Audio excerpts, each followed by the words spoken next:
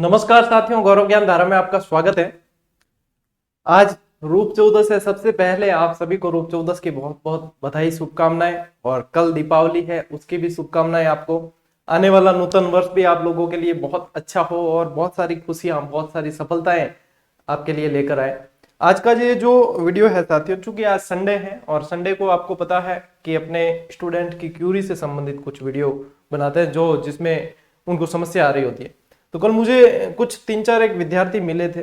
उनकी समस्या अब ये थी, फर्स्ट ग्रेड देने के बाद में सर अब थर्ड ग्रेड हमारे लिए बेटर रहेगा ऑप्शन या सेकंड ग्रेड, तो हम डिसीजन कैसे लें।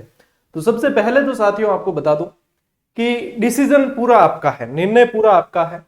लेना भी आपको अपनी क्षमताओं को देखते हुए, अपने इंटरेस्ट को देखते हुए लेना है। हम क्या कर सकते हैं यहाँ से, उसकी जो है मतलब आपको थोड़ी सी मदद कर सकते हैं उस निर्णय को लेने में। हम रास्ता बता सकते हैं, चुनना आपको है, चलना आपको है। ठीक है, तो मैं कुछ बातें आपको बताऊंगा, उनको ध्यान में रखते हुए आप निर्णय ले सकते हो। आप लोगों के लिए अच्छा निर्णय साबित होगा। तो सबसे पहले बात करें, अपन सीधे पॉइंट पे आ जाते हैं। सबसे पहले साथियों बात करें कि अब फर्स्ट ग्रेड का एग्जाम देके आए कई सारे विद्यार्थी, कईयों के बहुत अच्छा पेपर हुआ होगा, वे निश्चिंत है। कईयों के पेपर हो सकता है किसी का बिगड़ा भी होगा, यह भी स्वाभाविक है। तो सबसे पहली बात, यदि अच्छा हुआ है तो भी, यदि खराब हुआ है तो भी, आप उस मैटर को अभी यहीं छोड़ के आगामी जो भर्तियां हैं उनकी तैयारी में जुट जाओ। यानी कि आगामी भर्तियों में आप लोगों के लिए, जैसे शिक्षक भर्ती की बात करें तो थर्ड ग्रेड और सेकंड ग्रेड गोल्डन अपॉर्चुनिटी है, तो उसमें जुट जाना चाहिए, चाहे अच्छा हुआ है या बुरा हुआ। अब अच्छे वाले, अब कई विद्यार्थियों के मन में होगा कि सर हमारा तो अच्छा हुआ है, बहुत अच्छा, हम तो निश्चित कट ऑफ में आ जाएंगे, फिर हमें क्यों करनी है। तो साथियों कारण यह है, राजस्थान की भर्तियां जो है आप सभी को पता है, जैसे कृषि मानसून का जुआ होता है वैसे ही यहाँ पे भी स्थिति है। तो इसमें कई बार देखने को ये आया है, कई बार आपने भी देखा, मैंने भी देखा, सबने देखा कि कई बार आगे वाली भर्तियां तो जो होती है किसी कारणवश डिले हो जाती है, बाद में होने वाली पहले संपन्न हो जाती है और हाँ नौकरी जो है किसी न किसी को मिल जाती है। तो अपन रिस्क क्यों ले, अच्छा हुआ है तो बहुत बढ़िया बात है। यानी कि आपकी जो मानसिक क्षमता है आपकी बहुत अच्छी है, आप और एग्जाम में भी अच्छा कर सकते हो, आप वापस जुट जाओ। जिनका अच्छा नहीं हुआ उनके पास तो ऑप्शन ही यही है कि वापस जुट जाना है, पिछला जो हुआ उसे भूल जाओ वहीं पे, तो ज्यादा बेटर रहेगा। तो अच्छी तरीके से आगे जो आपके लक्ष्य हैं उस पर फोकस कर पाओगे। ठीक है, तो अब आप लोगों के सामने दो ऑप्शन है। एक तो है आपके पास में थर्ड ग्रेड, ठीक है, एक तो है थर्ड ग्रेड, एक ऑप्शन है सेकंड ग्रेड। अब इसमें कंफ्यूजन विद्यार्थियों में ये होता है कि सर थर्ड ग्रेड के मुकाबले सेकंड ग्रेड में पोस्ट कम है। अब ऐसे थर्ड ग्रेड में भी अभी कम की है, और जहां तक मैंने वीडियो बनाया भी था एक, और विद्यार्थियों को सपोर्ट भी किया है, लगभग 1 लाख विद्यार्थियों तक वो बात पहुंची भी है। तो अभी जैसे थर्ड ग्रेड में पोस्ट कम है, मुझे जहां तक पॉजिटिव फीलिंग आ रही है, बढ़ेगी, निश्चित रूप से बढ़ेगी। हो सकता है जितनी पहले थी उससे ज्यादा भी कर दे, क्योंकि आगामी बजट जो है वो युवाओं को समर्पित कहा गया है। देखते हैं ऊंट किस करवट बैठता है वो अब पता नहीं है, लेकिन जहां तक लग रहा है बढ़ेगी। ठीक है, तो विद्यार्थियों की शंका यह है कि सर थर्ड ग्रेड में पोस्ट ज्यादा है और इसमें कम है। देखो, पोस्ट और दोस्त देखकर कभी तैयारी करनी नहीं चाहिए। ठीक है, पोस्ट चाहे कम हो, 50 पोस्ट में भी लोग सीट निकालते हैं, 1500 में भी निकालते हैं, 15,000 में भी निकालते हैं, 30,000 में भी निकालेंगे। तो पोस्ट और दोस्त का कोई मतलब नहीं है कि वो होड़ा होड़ी नहीं करनी है कोई भी चीज। ठीक है, तो यहाँ पे देखो सेकंड ग्रेड किसके लिए बेटर ऑप्शन रहेगा वो मैं बताऊं कि सेकंड ग्रेड में जिसके पास में भाषा थी फर्स्ट ग्रेड के अंदर, ठीक है, भाषा के जो विद्यार्थी थे, लैंग्वेज के जो विद्यार्थी थे, जैसे कि हिंदी, इंग्लिश, संस्कृत, ऐसे विद्यार्थी थे, तो ऐसे विद्यार्थियों की क्या है कि सब्जेक्ट बहुत अच्छा तैयार है।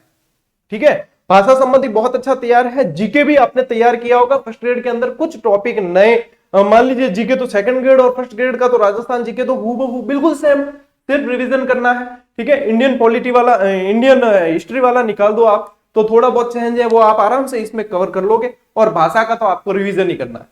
तो जिनके पास में लैंग्वेज थी उनके लिए बेटर ऑप्शन है सेकंड ग्रेड। आप सेकंड ग्रेड के साथ में जा सकते हो। हाँ, ये ध्यान होना चाहिए कि आपकी विषय पर पकड़ कितनी है।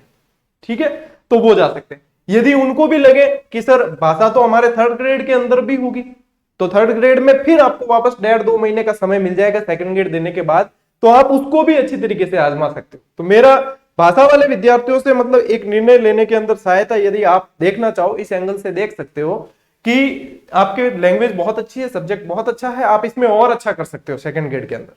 थोड़ा बहुत चेंज हो उसको आप कवर कर लो कि इतनी आपके अंदर क्षमताएं हैं। तो ये तो ऑप्शन इनके लिए।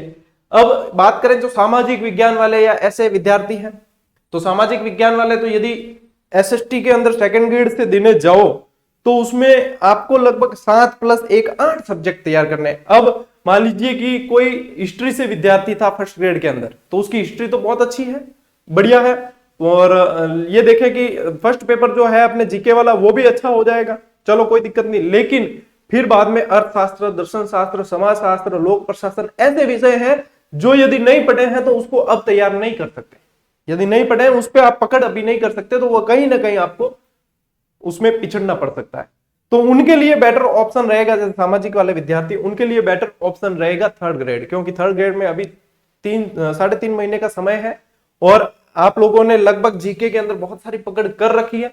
कुछ नए टॉपिक जीके में पढ़ने होंगे, कुछ सब्जेक्ट को तैयार करना होगा, उसमें भी जैसे हिस्ट्री, पॉलिटी वगैरह आपके तैयार है, तो अर्थशास्त्र के कुछ टॉपिक है, राज्य व्यवस्था के भी काफी सारे पढ़े हुए हैं, राज्य व्यवस्था के कुछ टॉपिक है, तो वहां रिवीजन वाला काम रहेगा आपके।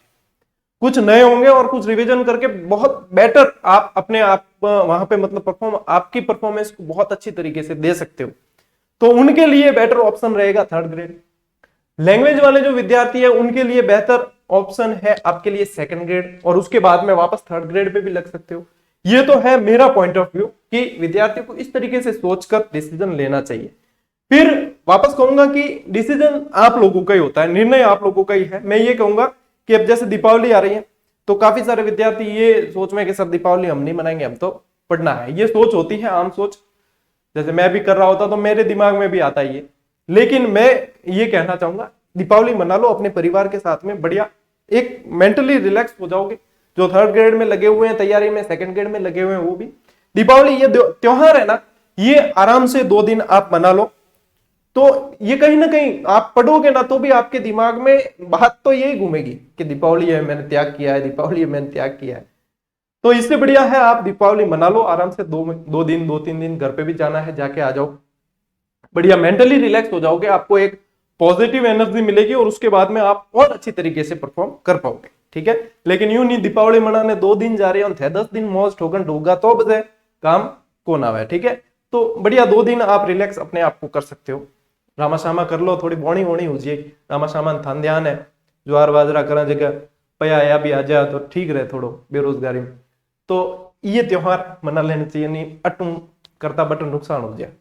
ठीक है, तो ये है जो मेरी सलाह थी इसके अकॉर्डिंग। इसके अलावा देखो निर्णय आपको लेना है। अब बात करें कि कई सारे विद्यार्थी कहे कि सर अब यदि हम फर्स्ट ग्रेड के बाद में थर्ड ग्रेड या सेकंड ग्रेड की बात करते हैं तो हमारी अध्ययन सामग्री क्या रहनी चाहिए। तो साथियों ऐसा है कि अध्ययन सामग्री यदि आप फर्स्ट ग्रेड देकर आए हैं तो मुझसे ज्यादा समझ आप रखते हो कि आपकी अध्ययन सामग्री क्या होनी चाहिए, और यदि स्कूल व्याख्याता का एग्जाम किसी ने दिया है तो उसको इस बात की अच्छी तरीके से समझ हो जाती है, समझ विकसित हो जाती है कि उसके अनुरूप अध्ययन सामग्री क्या है, क्योंकि यहाँ पे हर विद्यार्थी के पढ़ने का तरीका पैटर्न अलग होता है। यदि मैं पढ़ाऊंगा तो आप देखो कि मेरा पढ़ाने का पैटर्न अलग है, यदि कोई अन्य अध्यापक शिक्षक पढ़ाते हैं तो वो देखोगे कि उनका पैटर्न अलग है। तो सबकी अलग अलग क्षमताएं, अलग अलग पैटर्न, अलग अलग तरीका होता है। आपके पैटर्न के अनुसार आपको कौन सी पुस्तक अच्छी लगती है, अध्ययन सामग्री, वो एक बार फाइनल करके चयन कर लिया, उसके बाद में उसके अलावा कुछ नहीं देखना, उसके बाद में बस उसी को पढ़ो तो क्या है वो काम करेगी। नहीं आज ये पढ़ा, कल वो पढ़ा, परसों वो पढ़ा, तो इस मामले में क्या है, देखो सामग्री तो बहुत सारी अवेलेबल है।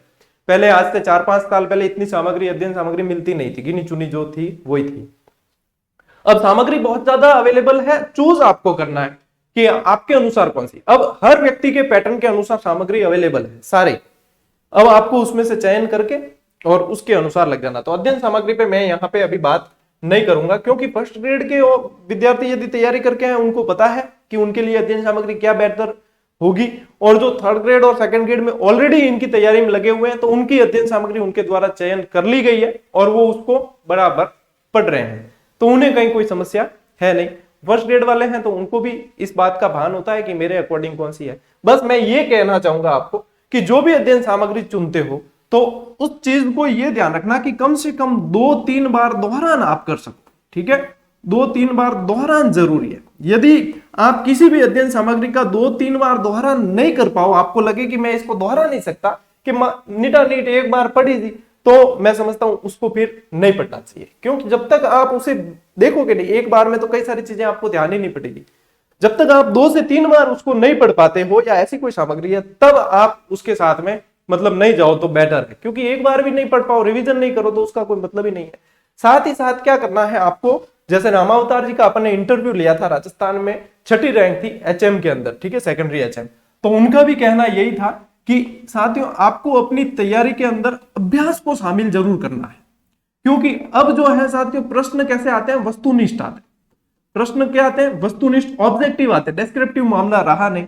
तो जब तक आप उससे फेमिलियर नहीं होंगे, जब तक आप उसके अभ्यस्त नहीं होंगे, तो कई सारे सवाल आपके एग्जाम हॉल में आते हुए गलत हो जाएंगे। तो चाहे कहीं से भी अभ्यास करते हो, चाहे मॉडल पेपर से करते हो, चाहे कहीं कोई अच्छी टेस्ट सीरीज चल रही है उससे करते हो, या कहीं से भी करते हो, मैं अपने प्लेटफॉर्म का यहाँ कहीं भी नाम नहीं लूंगा, ठीक है ना, कहीं से भी करते हो जहां आपको विश्वास है, जहां बेहतर सामग्री मिल रही है बेहतर गुणवत्ता के साथ और आपके लिए मतलब उचित हो आपको लगे, तो वहां से अभ्यास जरूर करें। ये क्या है, ऑब्जेक्टिव आपको रणभूमि में आगे की तरफ बढ़ाएंगे। तो कई सारे सवाल ऐसे भी होंगे जो आपके देखे हुए होंगे, तो आपको वहां समय भी बच जाएगा और आपके लिए बेहतर हो जाएगा। तो इन 2 चीजों का ध्यान रखें बस।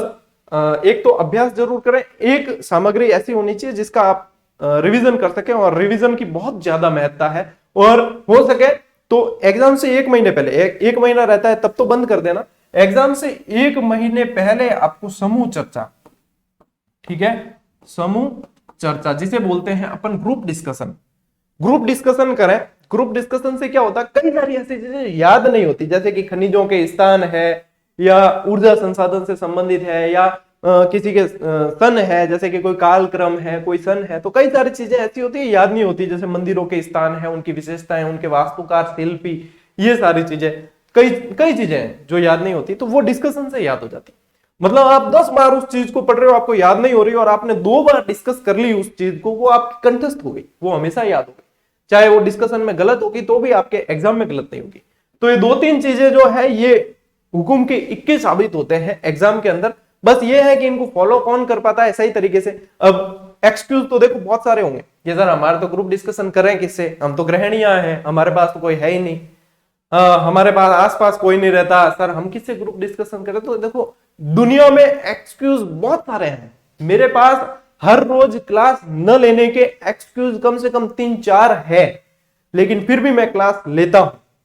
तो एक्सक्यूज बहुत सारे हैं, मतलब समस्याएं बहुत सारी है, समाधान भी बहुत सारे हैं। जो आप देखना चाहो तो आपको दिखेंगे, आप नहीं देखना चाहो, आप नकारात्मक नजरिए देखो कि नहीं मेरे से तो ग्रुप डिस्कशन होगा ही नहीं, मेरे कोई नहीं है आसपास करने वाला, या मैं नहीं कर सकती, या मैं नहीं कर सकता, फिर भूल जाओ, आप लोगों के लिए ये चीज है ही नहीं, ग्रुप डिस्कशन आप लोगों के लिए फिर नहीं है। ये चीजें उसके लिए हैं जो करना चाहता है और जो कर सकता है, बस अपनी अपनी क्षमताएं हैं। हनुमान जी ने भी सोचा था मैं समुद्र लांग थोड़ी सकता हूं, मेरे अंदर क्या ताकत है, फिर जामवंत जी ने बताया कि भैया तू लांग सकता है समुद्र, आपके अंदर हनुमान जी ये क्षमता है कि आप लांग सकते हो, आप अपनी क्षमताओं को याद तो करो कि आपके अंदर क्या क्षमताएं हैं। फिर हनुमान जी को पूरी याद आ गई, अपनी क्षमताओं पर विश्वास हुआ, उन्होंने समुद्र को लांगा है। तो मेरा यहां उदाहरण देने का तात्पर्य ये है, आप अपनी क्षमताओं को पहचानो, आपके अंदर ये चीज होनी चाहिए कि yes I can do it, I can do, तब तो आप कर पाओगे। नहीं मैं हथियार डाल दिया, हाँ मार लियो की बैणो है। तो कुल मिला के मेरा कहना यही है कि सब चीजें जायज है, आप अपने आप को सक्षम बनाओ, आप आत्मनिर्भर बनो और अच्छी रणनीति के साथ में पढ़ो। आज मैंने कोशिश की है कि आप लोगों के निर्णय लेने में सहायता मिल सके आप लोगों को। बाकी और भी कोई क्यूरी होगी उससे संबंधित कोई वीडियो होगा तो बना देंगे। बाकी पढ़ते रहो और आगे बढ़ते रहो, मौज करो, राज करो। मिलते हैं अगले वीडियो में, अगली क्लास में, तब तक के लिए राम राम, जय हिंद।